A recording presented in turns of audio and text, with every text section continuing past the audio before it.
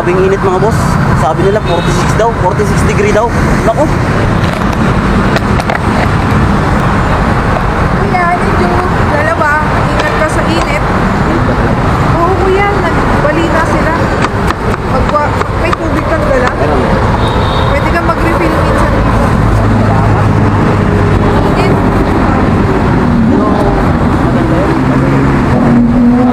Pero malala daw yung init ngayon eh. Ingat-ingat din. Baka uso ang stroke. 46 daw.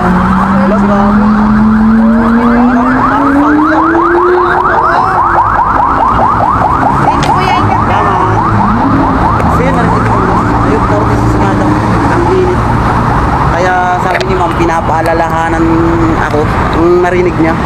Ayun, maraming salamat sa kanya sa pag-aalala, no. Kasi siguro naintindihan niya na yung ano ng trabaho ko sobra, nasa babad ako sa init talaga.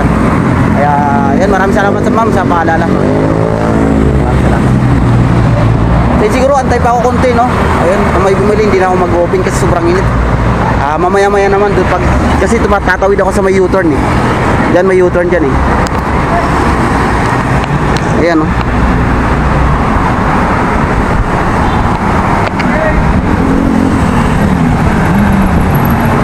Ayan, may U-turn dyan. Diyan ako tatawid.